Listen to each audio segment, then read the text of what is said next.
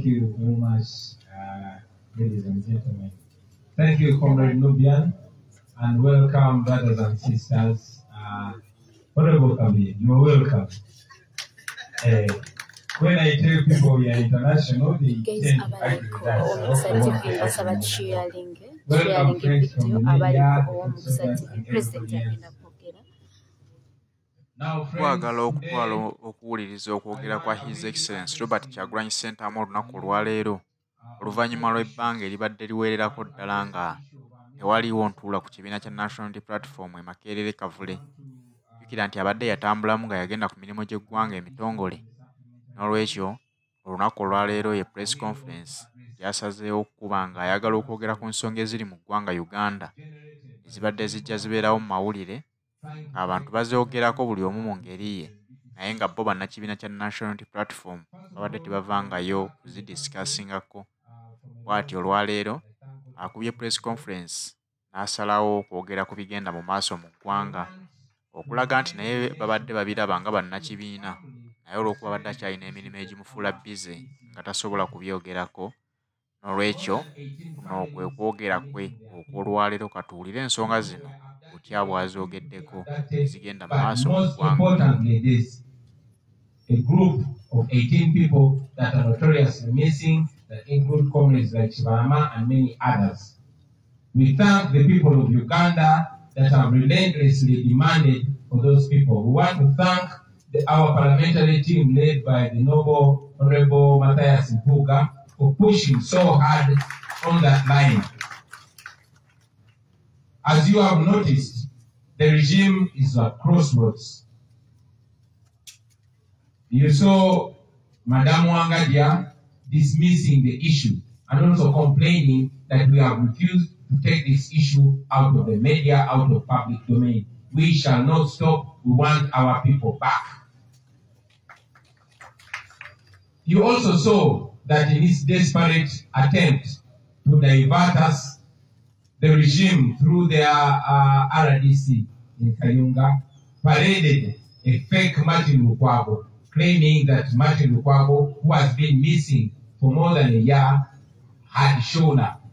Of course, the wife of Martin Lukwago and the children dismissed this fake man. That was not Martin Lukwago. The regime fell flat on their face. We are informed that they are holding on to that man. But the same thing, the same story, as all of you remember, that the military spokesperson presented a man that was burnt, but this time having compromised him to lie that we are the ones who burnt him. We continue to demand for our people. And yes, it is for that reason that we have been moving the world over, calling upon all allies of Uganda in the West to take this gross human rights violation very serious.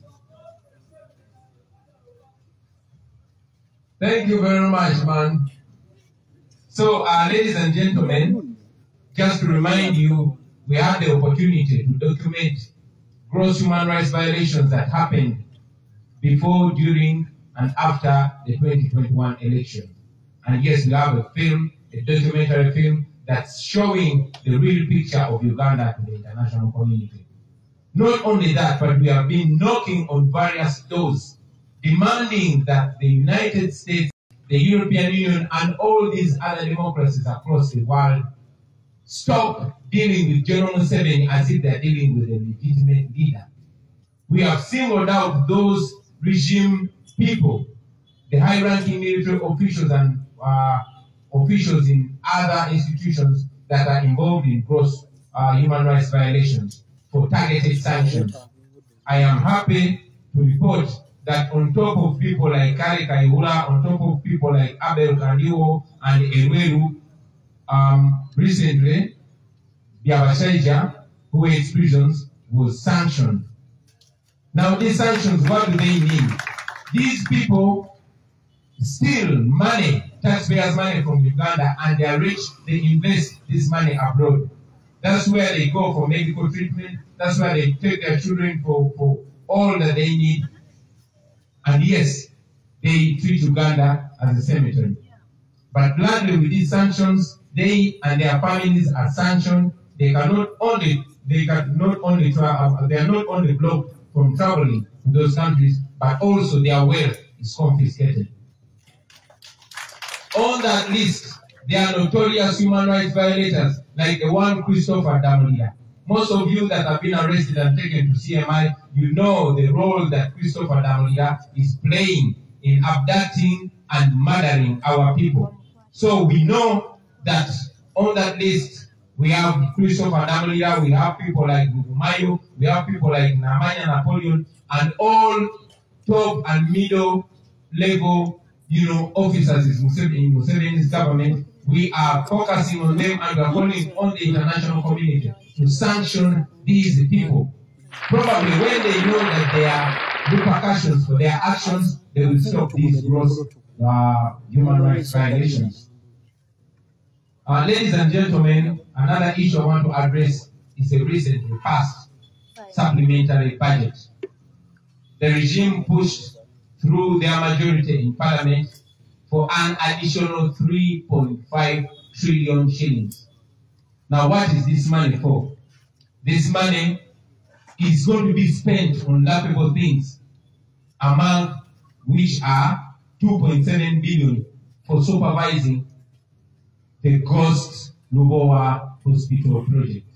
All of you know so much of our money has been stolen through that fake non-existent project. But as if that's not enough, there has been 2.7 million given to supervise that project that you all know does not exist. There is 45 billion shillings put aside to buy a banana peeling machine. 45 billion shillings. There is 30 billion shillings put aside to help artists and musicians. Now, I am an artist and I'm not only knowledgeable but concerned in this area.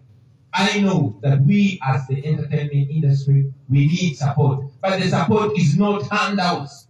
We need the policies that will make even the artists in Kabongo, in Kabela Mailo, in Gomba, in Rushere, to benefit from a good system, not handouts. I've told my fellow artists time and again that they should not be reduced to beggars. But many of them were arguing that I am bringing politics into music. And they are saying that we should separate music and politics. I want to reiterate my points again, that politics, among other things, is concerned with slicing the taxpayers' money and apportioning it to different things.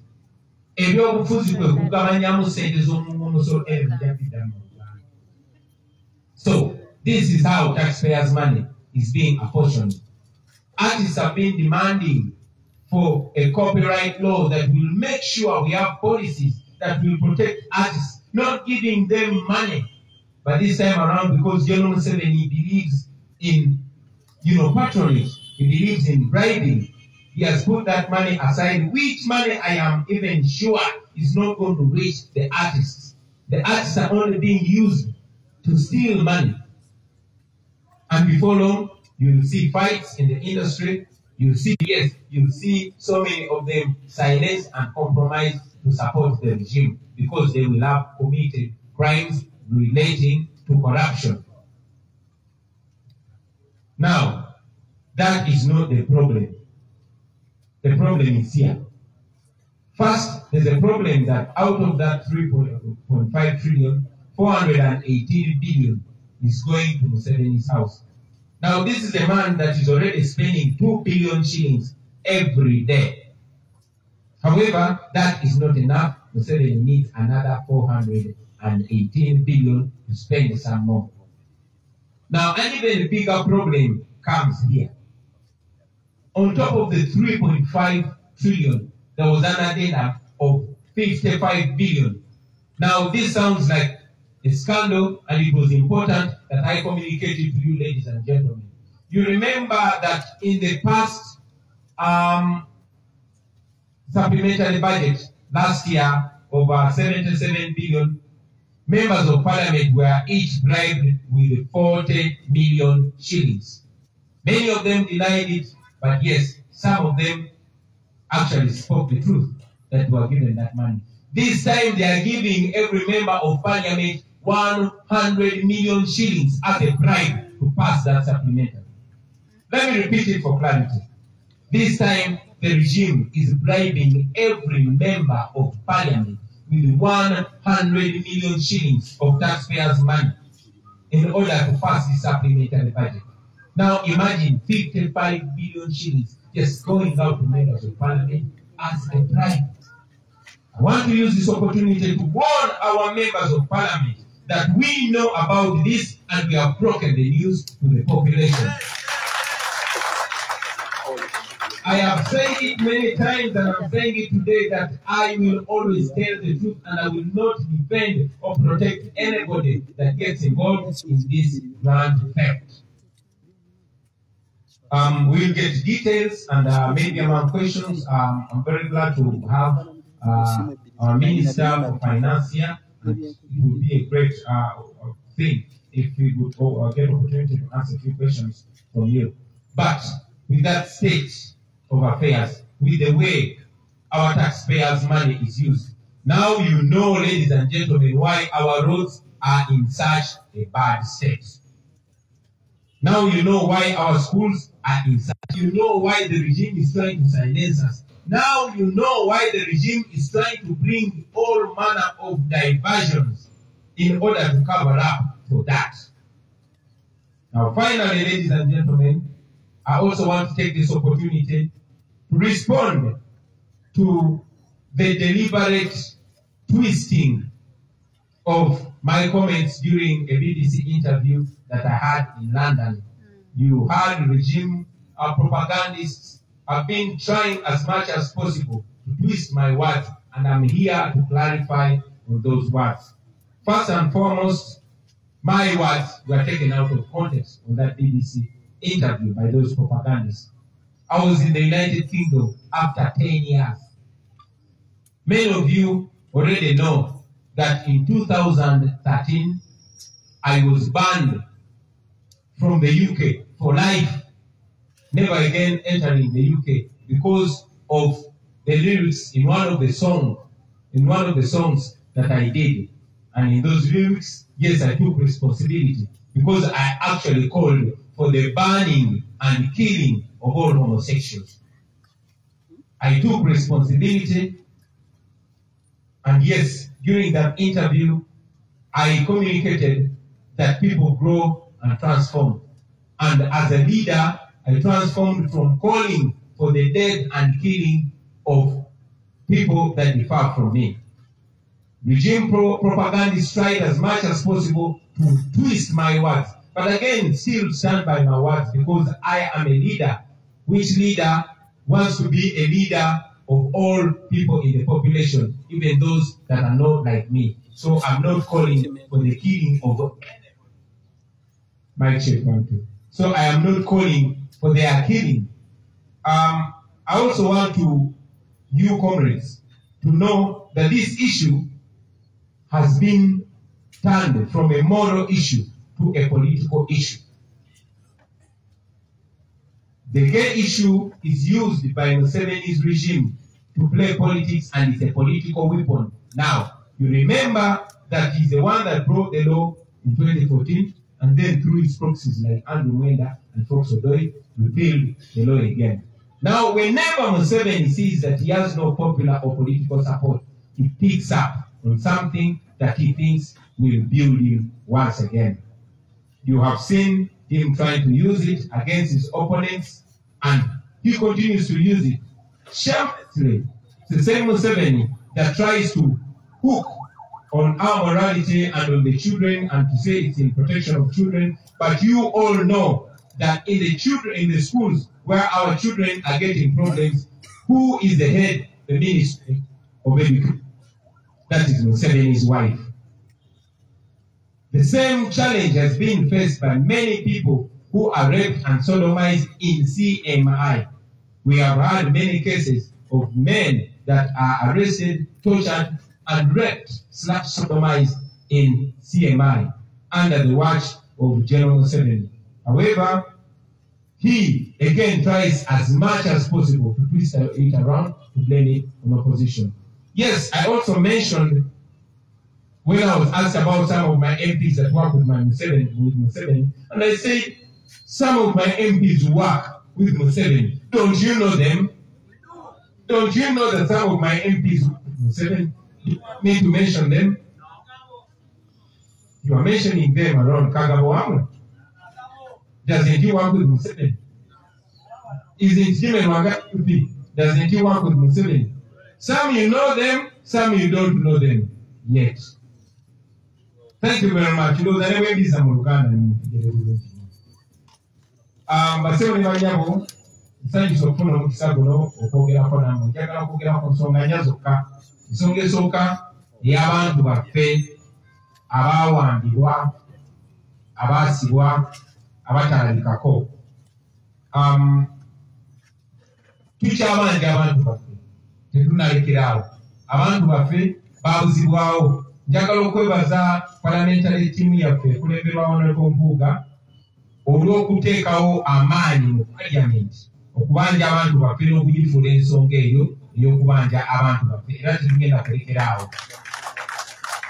Mukirabe nti kati ttiimu ya Museveni eri mu kankana temanyi kiddako. Tubabanja abantu baffe oba balamu oba bafu. Bwe baba balamu nga Honorable byatugambye nti abamu alina information tibabakulamu amaaso. Tubaagala wadde tebalina maaso. Oba mwabatemako amagulu tubaagala. Oba bafu mutuwe emirambo gyabwe tugiziike, famire zaabwe zitegeere nti abantu baffe baafa. Ekyo muzze mulaba nti ne mukyala wangajja alina okuba nti akulira akakiiko k'eddembe ly'obuntu ate naye akompulenyinga nti ensonga y'abantu abaabuzibwawo tugireereza mu ddiiro. Ensonga eno tegenda kuva mu ddiiro okuggyako nga mutwadde abantu baffe oba balamu oba bafu. Oba bafu mutuwe emirambo gyabwe. Era nabo omuliro baguwulira Abaseboni banyabo y'ensonga lwaki batandise n'okuleetayo abantu ab'ebiwaanyi. Mwalabye nti baleese omusajja gwe bayita nti Martin Lukwago. Ne bagamba omuntu aba NUP gwe bagamba nti yabuzibwawo ono. Omusajja naye najja n'agamba nze Martin Lukwago. Paka mukyala wa Martin Lukwago yennyini bwe yaguddeyo n'agamba nti ono si ye bba wange mumanyi. N'abaana ba Martin Lukwago ne bavayo ne bagamba ono si ye taata waffe tumumanyi. Kaakati tukyabanja abantu. Ensonga ekutteyo nnyo twebaza Katonda nti twasobola okudocumentinga ebintu bino okumala ebbanga ddene Baseboni banyabo. Ebikolobero Museveni by'abadde ng'akola bibadde tebimanyibwa mu nsi yonna. Naye buli kye yakolanga okulonda tekunnabaawo, okulonda kugenda maaso n'okulonda nga kuwedde, byonna twabidocumentinga era firimu eyo etambudde ensi yonna. Era tufunye omukisa okulaga ensi yonna ebikolobero bya Museveni. Omwana omwe tusobodde n'okukonvinsinga amawanga gabadde gavugirira Museveni ssente, mujjukira World Bank yamusalako ssente, kati n'olwaleero batandise okuteeka nati ku bantu kinnoomu. Ng'oggyeko bakayibula bye baakola era ne bateekako nati ba Erweru ne ba Abel Kandiho, kaakati by'abasajja akulira amakomera naye ateekeddwako nati. N'ate tetwagala oyo yekka, twagala ne Christopher Damulira yali akulira Crime Intelligence naye asibweko nati ye ng'omuntu. Kubanga etteeka ly'eddembe ly'obuntu liraga nti omuntu oyo yennyini ayenyigidde mu kutyoboola eddembe ly'omuntu omusango guba kuye ng'omuntu. Twagala batagetinga ebbonga bo n'amanya Napoleon, Balugumayo n'abalala abali ku toopu ne mu makati awo abawamba n'okutulugunya n'okutemula abantu. Twagala basibweko nati. Nati zino zitegeezebwa ki? Zitegeeza ki? Nati zino si za kugaanibwa kuweebwa visa. No. Bano abasajja babba ssente wano naye bazigulamu bya bugagga e Bulaaya. Balina ebyobugagga bingi mu Amerika ne Europe ne walala wangi nnyo. Naye mu nati zino kitegeeza nti basibwako embumbo bo n'abaana baabwe ne famire zaabwe. Si butadda buzza Amerika oba Europe kyokka, naye n'ebyobugagga byabwe biboyebwa. Ng'ebyakayihura bye byawambibwa, ng'ebyerweru n'ebyakandiho bye byawambibwa, n'ebyabasajja byawambibwa naye kennyini n'abantu abamwetoolodde nga kwotadde ne famire ye. Twagala ensonga y'emu etuuke ku Damulira Christopher, etuuke ku Napoleon n'amanya, etuuke ku Lugumayo n'abo bonna abeenyigira mu kutyoboola eddembe ly'obuntu. twagala Museveni atuuke ekiseera nga bwagamba nti gwe Kandiho genda otemule abantu nga Kandiho akirowoozamu ejjengo omuntu. Twagala abo abantu bennyini abeenyigira mu kutemula abantu baffe bennyini bakwatibweko, tujja genda tubanoonya mpola mpola paka we tunatuuka ku Museveni yennyini ne mutabani we. Ensonga nga ngimaze bassebo ne bannyabo, njagala okwogera ku nsonga ya supplementary budget oba budget empya ey'ennyongereza eyayisiddwa mu paliamenti nga Museveni yeeyambisa ennamba ze z'alina ez'ababaka. Mwawulidde mu mawulire nti paliamenti yayisizza budget endala ya triliyoni 3 n'ekitundu. Triliyoni 3 n'ekitundu ze biliyoni 135, ze miliyoni 3 n'ekitundu. Ezo sente zayisibwa okola ku nsonga Museveni yagambye nti nkulu nnyo. Mwezi ensonga nga mwe muli biliyoni 2 mu miliyoni 7, ezo nga za kugenda kulambula ku pulojekiti ey'eddwaliro ekitandikanga etaliiyo. Naye okugenda okirambula bayisizza biliyoni 2 mu miliyoni 7, ze miliyoni 12,700 kugenda kulambula ku pulojekiti eyo etaliiyo. Omwo mwe muli biliyoni 45 nga zino za kugula kyuma kya kuwaata amatooke. Nga mwe muli biliyoni 418 ezo za kwongerwa maka ga Museveni gazikozese. Jjukira omuntu gw'obongera sente ezo olwedde alina bajeti ya biliyoni 2 buli lunaku.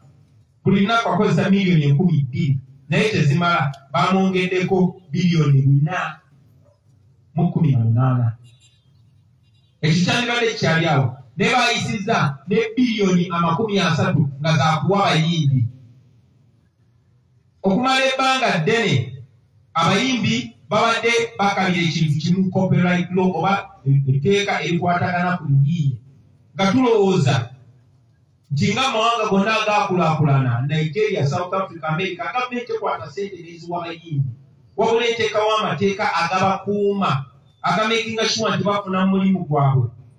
Nga n'omuyimbi ali ekalamoja, n'omuyimbi atamanyi gavumenti ofisa yenna, n'omuyimbi agenda okujja emyaka 10 oba emyaka 2 agenda kufuna mu nkola ya gavumenti eriwo nti omuyimbi abeera dependent, abeera protected bwati. Abayimbi obuzibu bwe bafuna nti gavumenti policies eziriwo teziba protectinga, emisolo gye babateekako giri waggulu. Ebyuma bino bye tukozesa biriko emisolo mingi, naye gavumenti singa yateekawo policies nesala emisolo ku byuma bino, nesala emisolo ku bintu aba artists bye bakozesa ebyuma bya studio, art industry yandi development.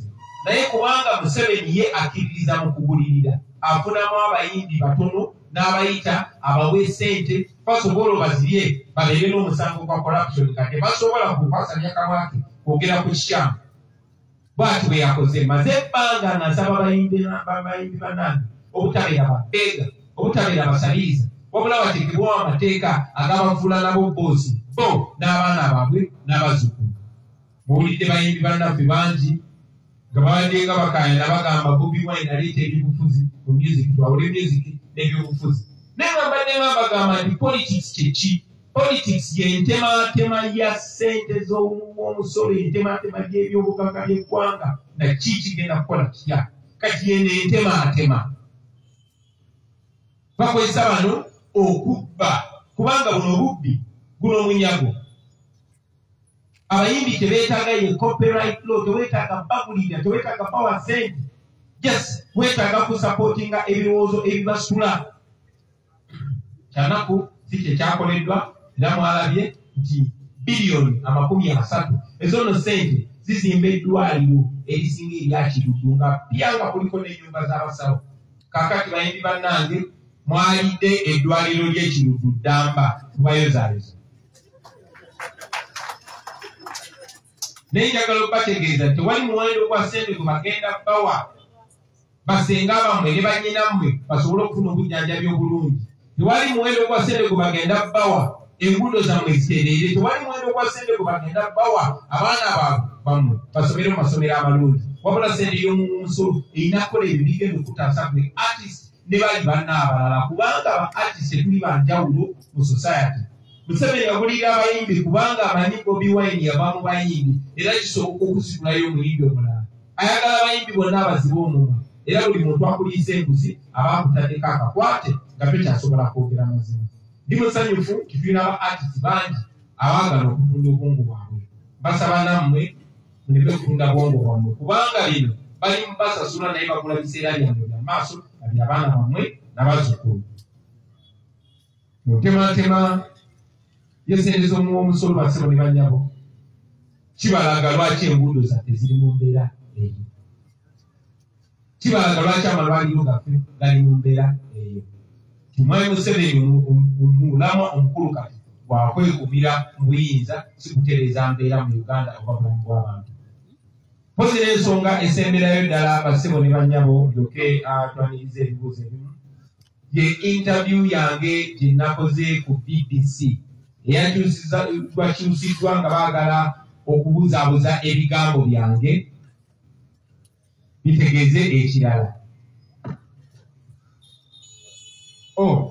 Munsonyiwe waliwo kyensogeddeeko era bakyenzikiriza ssebo we banyowe bagenda ku bubbi obwo ate sikando ekyasinze mbadde sigyogeddeeko ku ssente ezo trillioni 3.5 ng'ozivuddeko ate taddemu ennyongeza endala ya bilioni 5.5 ezo zaaki ebilioni 5.5 basebo ne bannyabo nazo zaaleeteddwa nga zo zaakugulirira ba MP. Buli MP mujjukira nti ku supplementary y'omwaka okwayita era twakyogerako eya bilioni 7.7 baakwata emiliyoni 8 ne baziwa buli MP okuyisa ssente ezo.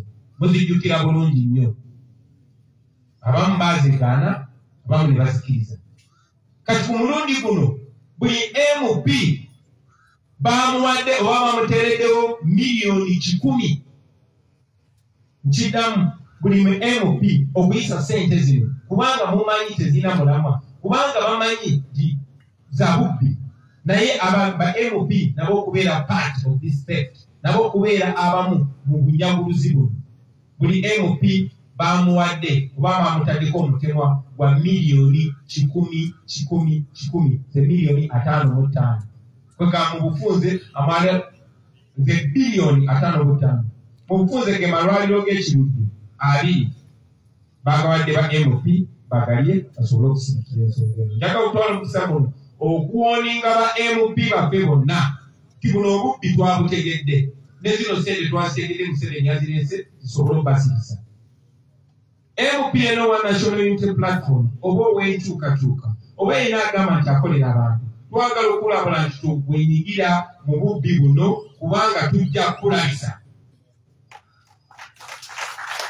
Nze nga mbagamba nti sigenda kukiriikirira oba kubiikirira kintu kyonna kiyigiriza abantu baffe. So ensonga eyo tugyogedde tubasaba nammwe mutandikire okwo okunoonyereza mwe bannamawulire nammwe bannayuganda bannaffe abali eyo.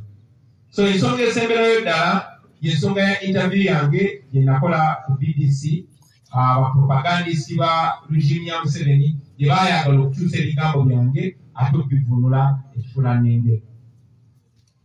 Mwenna abali wano mumanyi nti nagenze e Bungereza omulundi ogusooka mu myaka 10. Mu mwaka gwa 2013 nateekebwako natti n'emperebwa mu ggwanga lya Bungereza n'amawanga amalala gonna olw'akayimba ke nayimba. Akayimba ako nga kagamba